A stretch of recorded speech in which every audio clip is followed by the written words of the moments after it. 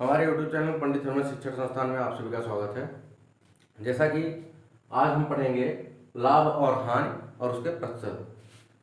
सबसे पहले हम जान लेते हैं क्रय मूल्य। क्रय मूल्य किसे कहते हैं?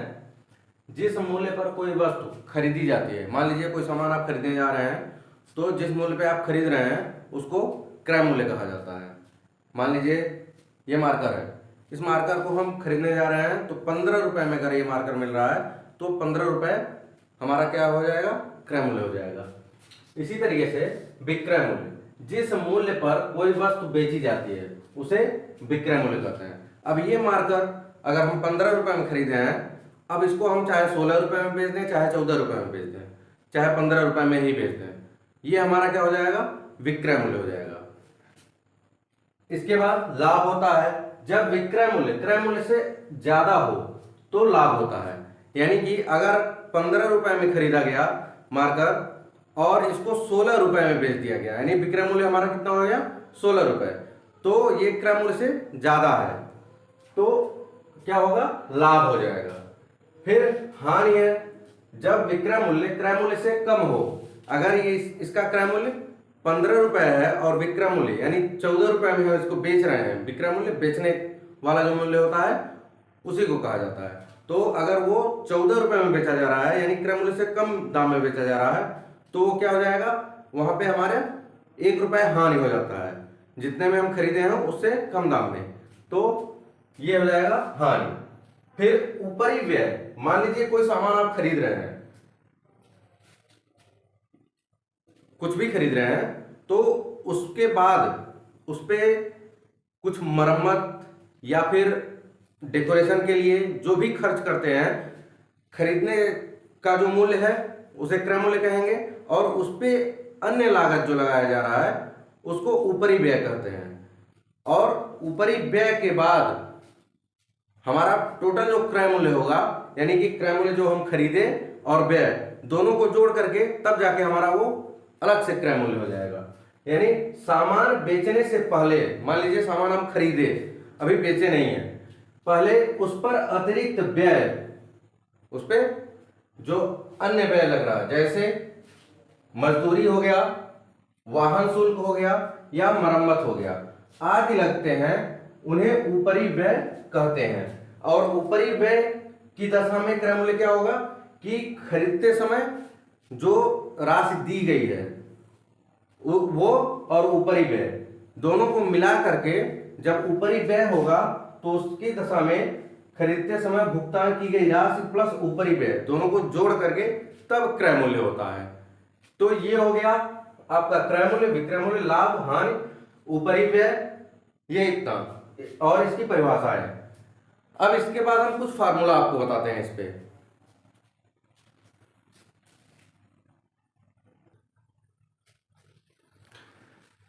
चलिए फार्मूला देख लेते हैं।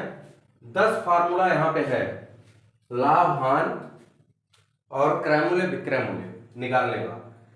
पहले हम देख लेते हैं, पहला फार्मूला है लाभ का। अगर लाभ होगा तो हमने बताया है कि जो विक्रय मूल्य होगा वो क्रय मूल्य से बड़ा होगा, तो विक्रय मूल्य में से हम क्रय मूल्य को अगर घटा देंगे तो हमको क्या मिल जाएगा? लाभ। इसी तरीके से हानि है, हानि बराबर क्रय मूल्य ज्यादा होगा, विक्रय मूल्य कम होगा, तो क्रय मूल्य में से अगर हम विक्रय मूल्य को घटा देते हैं तो हमको क्या मिल जाएगा? हानि। अब इसके बाद लाभ प्रतिशत, यानी लाभ हुआ तो कितने प्रतिशत का लाभ हुआ, और चौथा नंबर है हानि प्रतिशत, हानि हुआ तो कितने प्रतिशत का हुआ।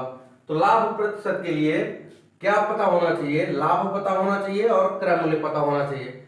लाभ बटे क्रय मूल्य गुणे 100, इसका फार्मूला हो गया। और हानि प्रतिशत में हमको हानि पता होना चाहिए और क्रय मूल्य पता होना चाहिए, कितने रुपए की हानि हो रही है और कितने रुपए में सामान खरीदा गया है वो पता रहेगा, तो हानि बटे क्रय मूल्य गुणे 100 हो जाएगा हानि प्रतिशत का फार्मूला।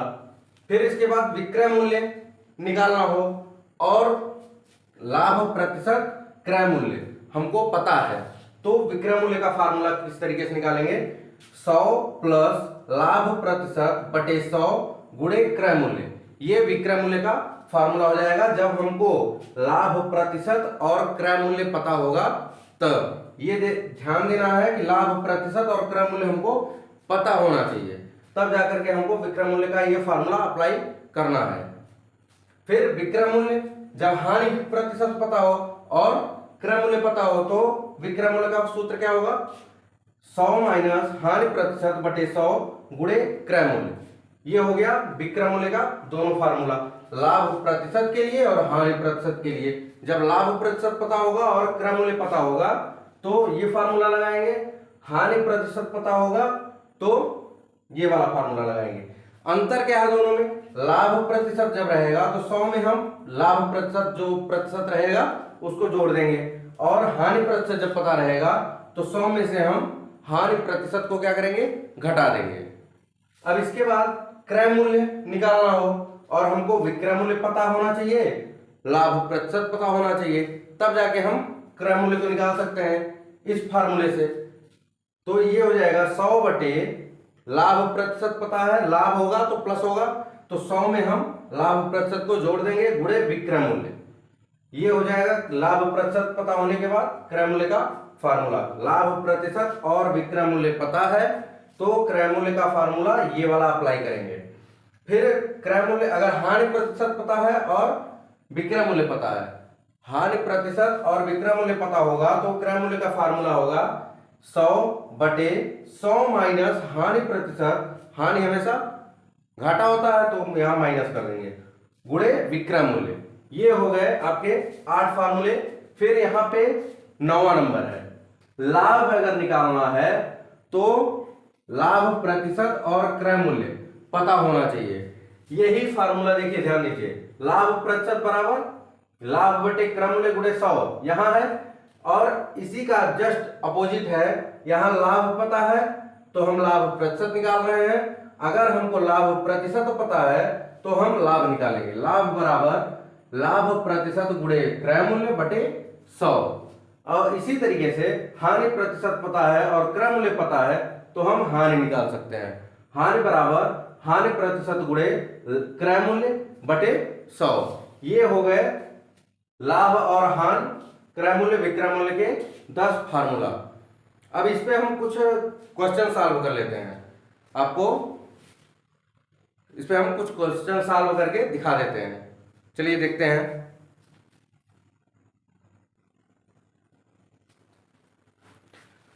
चलिए देखिए, इसमें पहला सवाल जो दिया है, राजेश ने एक पुराना टीवी जो है वो पुराना है, 4000 रुपए में खरीदा। पुराना टीवी कितने में खरीदा, 4000 में, और इसकी मरम्मत पर, पुरानी टीवी थी तो मरम्मत करने के लिए 1000 रुपए खर्च किए।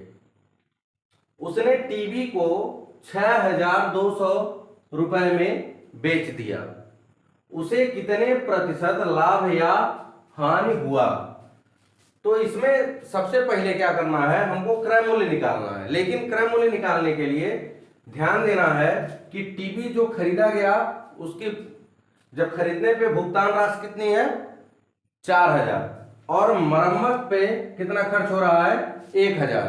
तो ऊपरी व्यय वाला जो हमने बताया था आपको कि क्रय मूल्य ऊपरी व्यय की दशा में क्रय मूल्य कितना होगा, तो जो भुगतान की गई राशि है और मरम्मत पे जो खर्च की गई राशि है, इन दोनों को क्या करेंगे, ऐड कर देंगे तो हमको मिल जाएगा क्रय मूल्य। तो लिखेंगे मरम्मत के बाद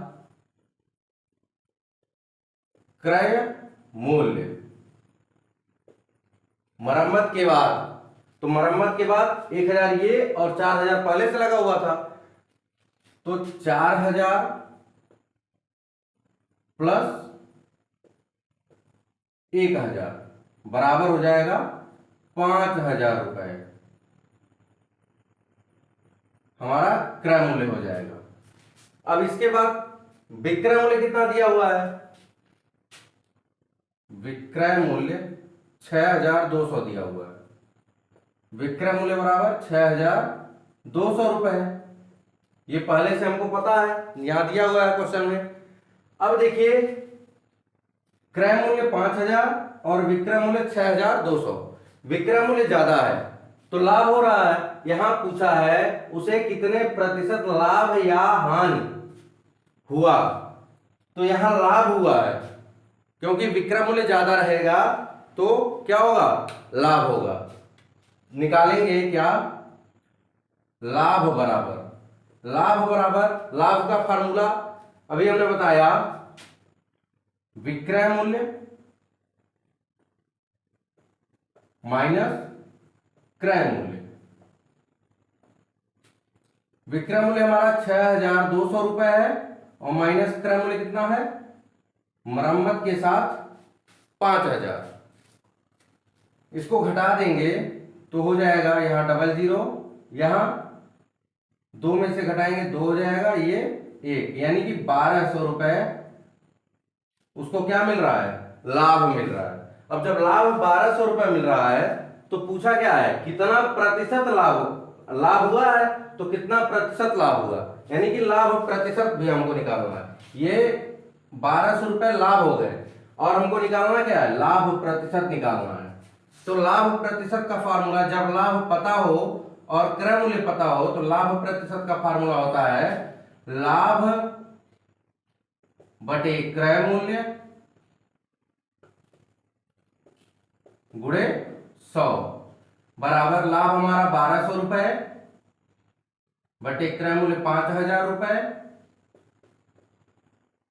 0 से 0 खत्म, 1 0 से यहां 0 खत्म, 5 से काटेंगे, 5 का नाम 5, 5 दूना 10, 2 बचा, 5 चौक के 20 बराबर आ जाएगा कितना, 24% राजेश को लाभ हुआ। ये लाभ प्रतिशत कितना हुआ, 24%। इसी तरीके से फिर दूसरा दिया है, रोमा ने एक पुराना मोबाइल 2500 रुपए यानी 2500 रुपए में खरीदा और उसकी मरम्मत पर 450 रुपए खर्च किए। खरीदा कितने में, 2500 में, और उसमें कुछ कमियां थी, उसको दूर कराने के लिए मरम्मत करवाई तो कितना लगा, 450 रुपए, 450 रुपए। अब यदि उसने मोबाइल अपने मित्र को 4000 में बेच दिया, उसे कितने प्रतिशत लाभ हुआ। यहां आपको क्लियर बता रहा है कि लाभ हुआ है, क्योंकि डायरेक्ट पूछ रहा है उसे कितने प्रतिशत का लाभ हुआ। यहां क्या था, लाभ या हानि, तो हमको पहले पता करना था लाभ होगा कि हानि होगा, लेकिन यहां ये क्लियर है कि लाभ हुआ है। तो जैसे हम पहला सवाल सॉल्व किए हैं, सेम उसी तरीके से दूसरा करेंगे। पहले हम क्या लिखेंगे, मरम्मत के बाद क्रय मूल्य।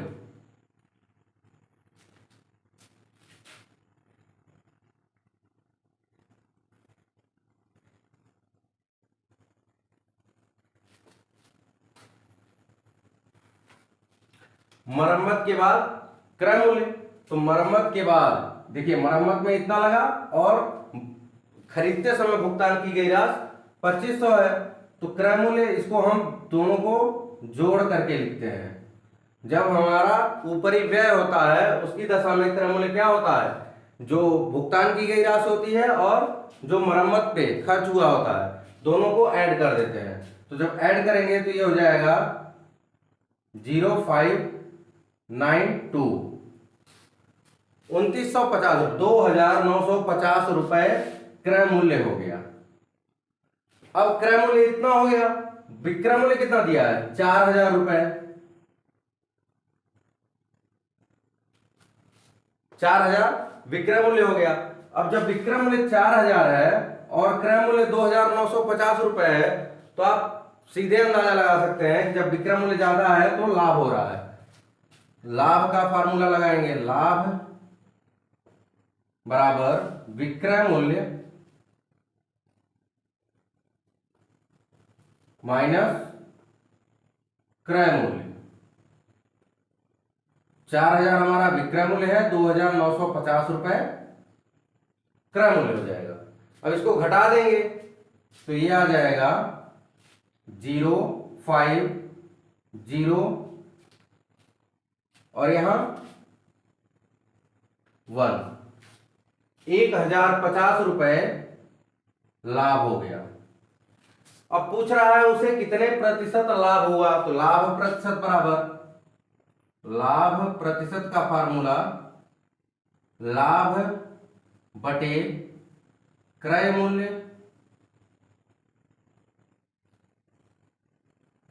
गुणे 100, ये हो जाएगा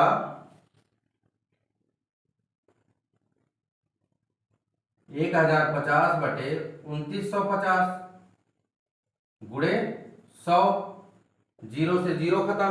अब इसको काटेंगे, 5 दूना 10, 5 पचे 25, 5 नवा 45, भाग दे देंगे।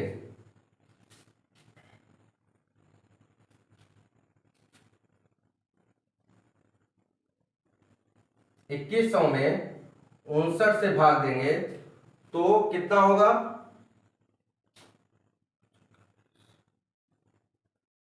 3 बार जाएगा, 3 नवा 27 के साथ हासिल 2, 3 पचे 15, 15 2 17,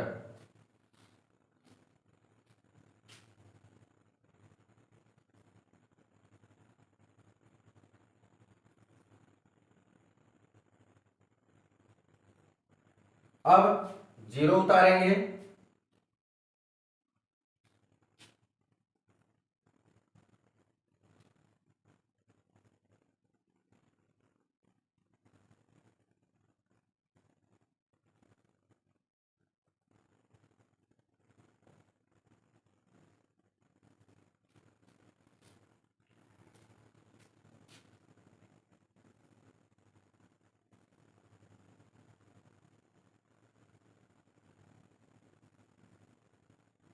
ज्यादा हो जा रहा है, यहीं पे हम रोक देंगे, यानी कि हमारा कितना हो जाएगा?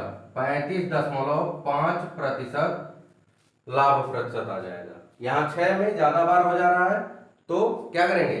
5 वाले जाके इसको रोक देंगे, ये 35.5% हो जाएगा। ये हो गया दूसरे का। अब इसी तरीके से और क्वेश्चन देख लेते हैं।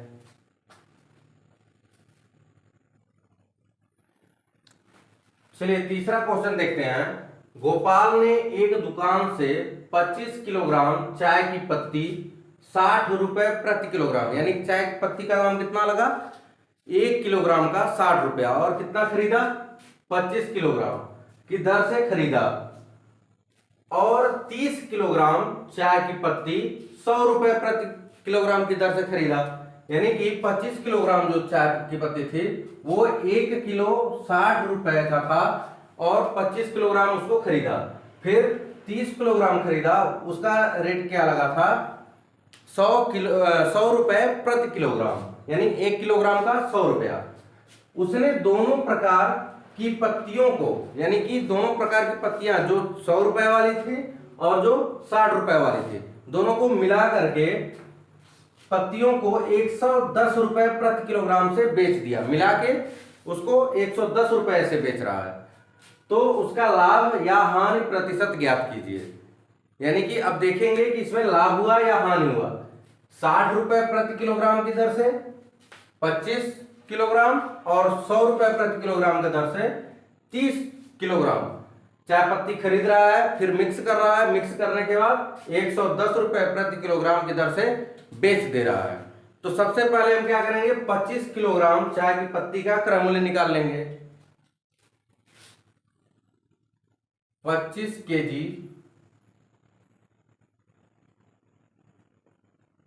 चाय की पत्ती का क्रय मूल्य या लागत मूल्य निकाल सकते हैं। लागत मूल्य भी क्रय मूल्य ही होता है। 25 गुणे 60, 1 किलोग्राम का 60 रुपया है तो 25 किलोग्राम का गुणा कर देंगे। 25 गुणे 60, 0 6 पचे 30, 6 दूना 12 3, 1500 रुपए। ये 25 किलोग्राम चाय पत्ती का मूल्य 1500 रुपया हो जाएगा। इसी तरीके से फिर 30 किलोग्राम का निकालेंगे। 30 केजी चाय की पत्ती का क्रय मूल्य बराबर हो जाएगा 30 गुणे 100 रुपए के हिसाब से खरीद रहा है तो ये 3000।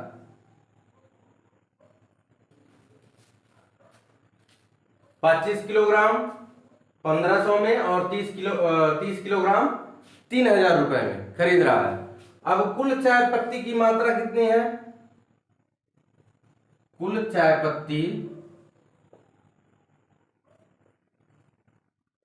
की मात्रा, यहां 25 किलोग्राम है, यहां 30 किलोग्राम है, बराबर हो जाएगा 25 प्लस 30 बराबर 55 किलोग्राम। यानी कि जो 25 किलोग्राम और 30 किलोग्राम ये दोनों को जोड़ेंगे तो ये हो जाएगा 55 किलोग्राम। कुल चाय पत्ती कितनी खरीदी? 55 किलोग्राम खरीदा। अब 55 किलोग्राम का 55 केजी चाय की पत्ती का क्रय मूल्य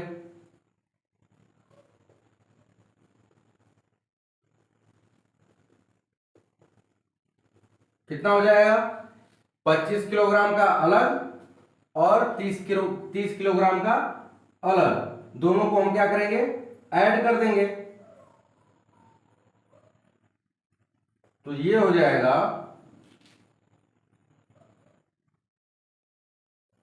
4500 रुपए, 4500 रुपए 55 किलो चाय पत्ती का क्रय मूल्य हो जाएगा। अब कह रहा है कि दोनों को मिक्स कर दिया, तो मिक्स करने पे कितना आ गया? 55 किलो। 55 किलो का विक्रय मूल्य निकालेंगे। बेच कितने रुपए में रहा है? 1 किलोग्राम 110 रुपए में बेच रहा है, तो 55 किलोग्राम कितने में बेचेगा? 55 केजी चाय की पत्ती का विक्रय मूल्य बराबर, जब 1 किलोग्राम 110 में बेचेगा तो 55 किलोग्राम ज्यादा है, ज्यादा के लिए हम पहले भी इस तरीके का क्वेश्चन हम आपको बताए हैं जिसमें ज्यादा के लिए हम क्या करते हैं? गुणा करते हैं। तो 55 गुणे 110 बराबर हो जाएगा 0, 11 पचे 55, 5, 11 पचे 55, 5, 60, 6050 रुपए में वो बेच रहा है। अब देखिए यहां 4500 रुपए में खरीदा और 6050 रुपए में बेच रहा है, तो लाभ होगा। लाभ का फार्मूला लगाएंगे, लाभ बराबर विक्रय मूल्य माइनस क्रय मूल्य। 6050 माइनस 4500 बराबर हो जाएगा 0, यहां 5, फिर यहां 5 और 1, यानी कि 1550 रुपया उसको लाभ हो रहा है। अब लाभ हो रहा है तो लाभ या हानि प्रतिशत ज्ञात कीजिए। जब लाभ हो रहा है तो लाभ प्रतिशत निकालेंगे, और लाभ प्रतिशत जब निकालेंगे तो इसका फार्मूला हो जाएगा लाभ प्रतिशत इज इक्वल टू लाभ बटे क्रय मूल्य गुणे 100। लाभ हमारा है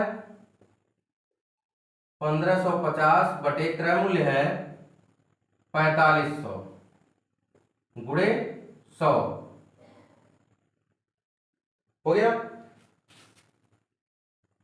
5 9 45, 5 3 15, 5 1 5, 310 हो जाएगा। अब इसमें हम भाग दे देंगे 9 से, 9 त्रिक 27, 4 बचेगा 0 हो जाएगा। 9 चौक 36, दशमलव लगाएंगे 0 बढ़ेगा, फिर वही 9 चौक 36। इसी तरीके से ये 4 4 आगे बढ़ता जाएगा, बराबर हो जाएगा 34.44%। ये हमारा हो जाएगा लाभ प्रतिशत। यानी कि गोपाल ने 55 किलो चाय की पत्ती खरीदी, उसका क्रय मूल्य हो गया 4500 रुपए और विक्रय मूल्य हो गया 6050 रुपए। लाभ उसको मिला 1550 रुपए का, और 1550 रुपए लाभ मिलने पर लाभ प्रतिशत कितना आया, 34.44%। इसी तरीके से चौथा सवाल सॉल्व करते हैं।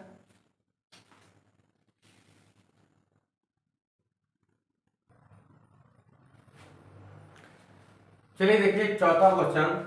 अजय ने 30 किलोग्राम चावल 20 रुपए प्रति किलोग्राम की दर से खरीदा और 20 किलोग्राम चावल 30 रुपए प्रति किलोग्राम की दर से खरीदा। दो बार चावल खरीद रहा है, एक बार 30 किलोग्राम खरीद रहा है, वो 20 रुपए प्रति किलोग्राम की दर से खरीद रहा है, और एक बार 20 किलो खरीद रहा है, वो 30 रुपए प्रति किलोग्राम की दर से खरीद रहा है। उसने दोनों प्रकार के चावलों के मिश्रण दोनों को मिला दिया को 40 रुपए प्रति किलोग्राम की दर से बेच दिया। उसका लाभ प्रतिशत ज्ञात कीजिए। तो अभी हम चाय पत्ती वाला जैसे पढ़े हैं उसी तरीके से सेम लगेगा। सबसे पहले हम क्या करेंगे, 30 किलोग्राम 30 केजी चावल का क्रय मूल्य निकाल लेंगे। क्रय मूल्य बराबर 30 गुणे 20। अब 30 गुणे 20 क्यों करेंगे, 30 किलोग्राम खरीद रहा है और 1 किलोग्राम का मूल्य है 20 रुपए, तो 30 किलोग्राम ज्यादा हो रहा है तो गुणा कर लेंगे, बराबर हो जाएगा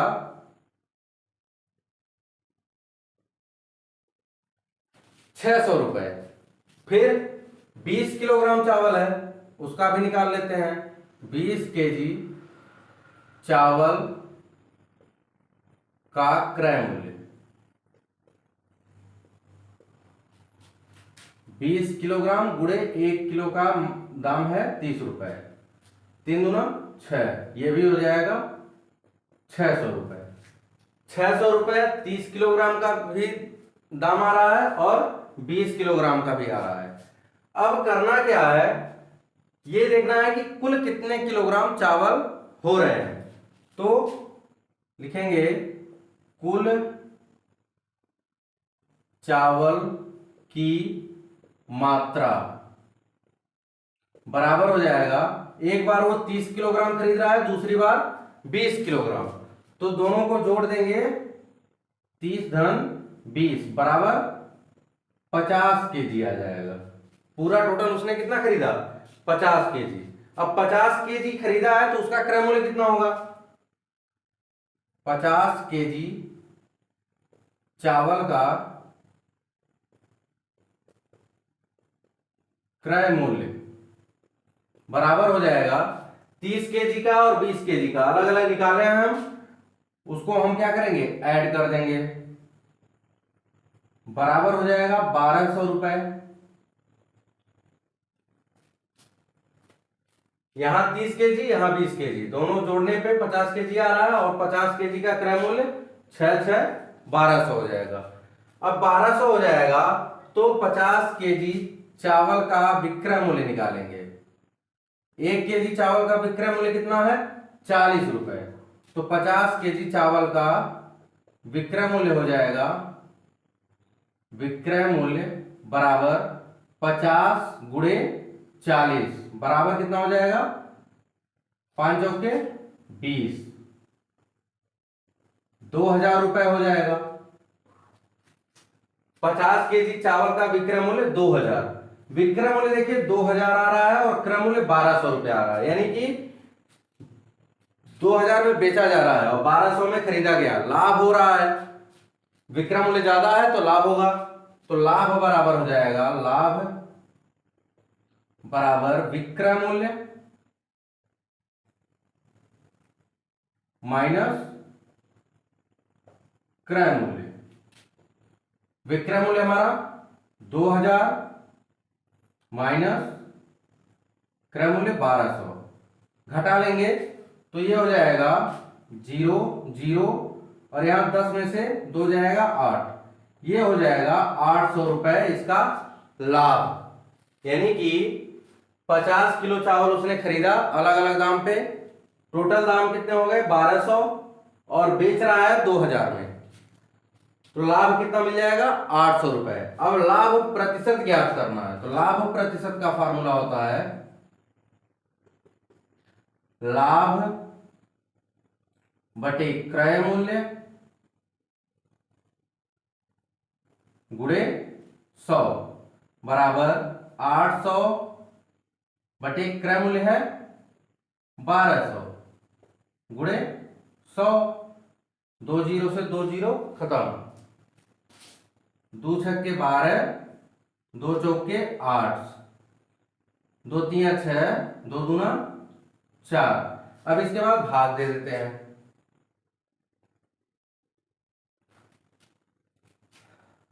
3 छक 18, फिर 2 बचेगा 20 हो जाएगा, 3 छक 18, फिर 2 बचेगा, दशमलव लगाएंगे, 3 छक 18, इस तरीके से बराबर हो जाएगा 66.66%।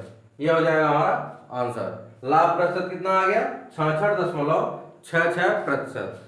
ये 4 क्वेश्चन हमने आपको लाभ और हानि और उसके प्रतिशत के बारे में बताया।